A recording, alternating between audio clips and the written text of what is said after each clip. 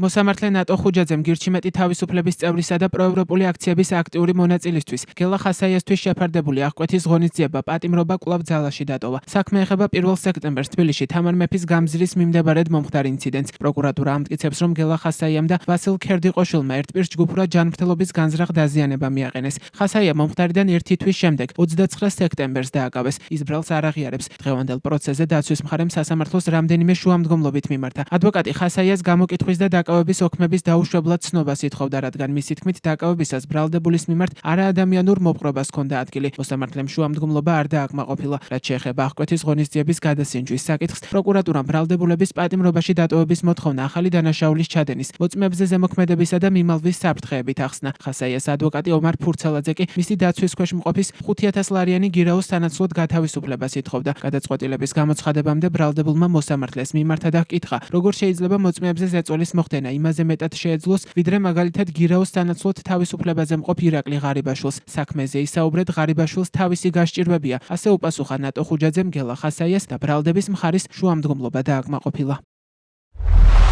თითქოს მე განყოფილებაში ჩემით გამოვცხადდი. ამის არანაირი მიზეზი არ მქონია, რადგან არც ვიცოდი თუ ჩემ მიმართ რაიმე ბრალი იყო წაყენებული. არავის დაურეკავს, რომ მოწმის სახით მოდიო. იმ დღესაც აქციაზე ვიყავი. სანამ სახლთან მანქანაში არ ჩამტენეს, არც ვიცოდი ვინ იყვნენ. მოგვიანებით მითხრეს, რომ პოლიციელები იყვნენ. გამომძიებელმა და პოლიციელმა მითხრეს, რომ მოწმე ვიყავი და თუ ხელს არ მოვაწერდი, დაუმორჩილებლობას დამაბრალებდნენ და ადმინისტრაციული წესით დამაკავებდნენ. მითხრეს, რომ სჯობდა ხელი მომეწერა და გამიშვებდნენ. ეს იყო მიზეზი, რატომაც ხელი მოვაწერე გამოკითხვის ოქმს. მინდოდა, რომ ეს ყველაფერი მალე მორჩენილიყო. ბორკილები იქამდე დამადეს, სანამ მეტყოდნენ, რომ დამაკავეს. ვეკითხებოდი, თუ მოწმის სტატუსით ვიყავი, ბორკილები რატომ დამადეს. ამის შემდეგ კიდევ მთხოვეს დაკავების ოქმზე ხელის მოწერა. უარი ვთქვი, რადგან შინაარსი არ ვიცოდი. მერე დაიწყო მუქარა, მაგრამ ხელი მაინც არ მომიწერია.